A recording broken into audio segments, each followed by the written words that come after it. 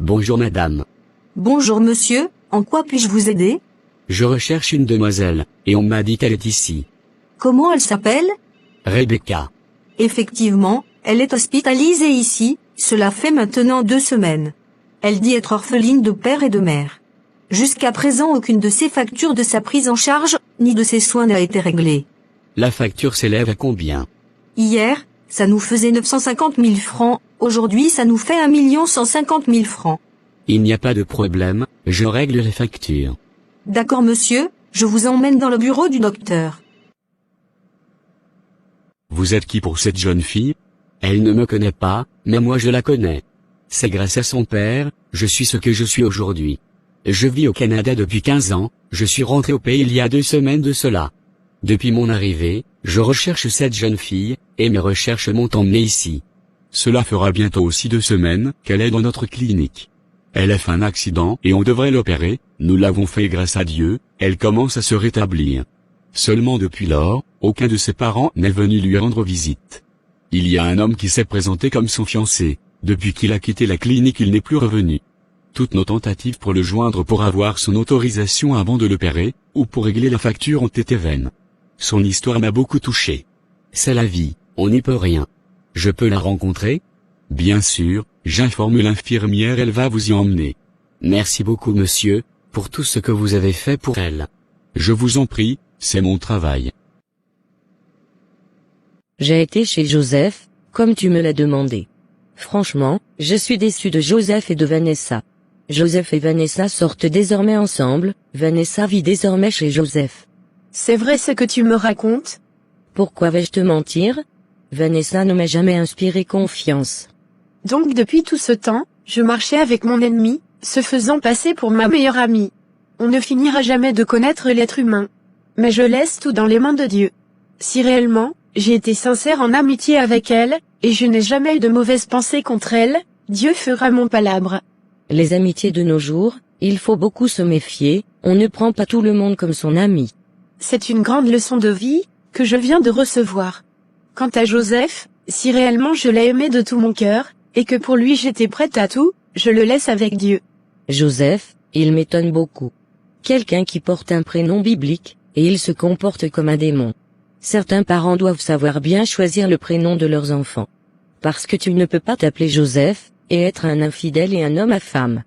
Tout ce que Dieu fait est bon, je rends grâce à Dieu pour tout ce qui m'arrive dans ma vie. Il a fallu que je sois dans cette situation pour connaître le vrai visage des personnes qui disent m'aimer.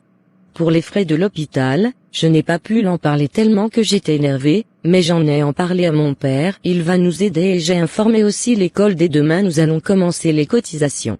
Julienne, merci beaucoup pour tout ce que tu fais pour moi, je ne cesserai jamais de te remercier. C'est dans les difficultés qu'on reconnaît ses vrais amis. C'est la vie, on doit s'attendre à tout. Effectivement. Je vais te laisser, je dois aller à la répétition à l'église, quand je finis je passerai te voir. D'accord, merci beaucoup pour tout.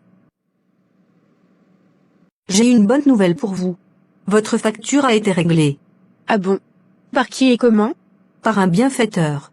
Que voici. Bonjour Rebecca, comment tu te portes? Je vous laisse faire connaissance, à bientôt.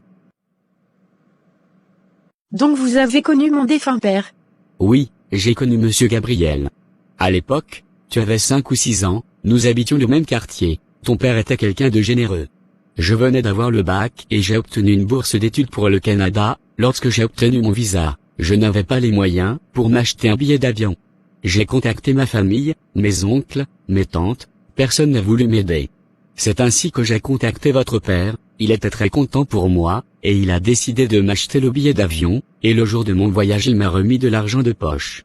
J'ai coulé les larmes ce jour, puisque je n'avais plus d'espoir, mais grâce à ton père j'ai pu réaliser mon rêve d'étudier au Canada.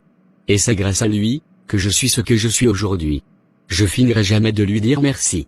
5 ans plus tard, j'avais obtenu mon diplôme, je suis revenu pour les vacances, je suis allé dans notre ancien quartier, et on m'a fait savoir que ta mère et lui sont tous restés dans un accident de la circulation, et que toi tu vivais désormais avec ton oncle. Effectivement, je vivais avec mon oncle, mais lui et sa femme me maltraitaient, j'ai dû quitter chez eux pour me louer une chambre. Je suis vraiment désolé pour tout ce qui t'est arrivé. Actuellement, tu fais quoi comme activité pour t'en sortir? Je suis étudiante, j'aurai ma licence cette année. Je suis vraiment fier de toi, malgré tout ce que tu as traversé. Tu n'as pas abandonné tes études.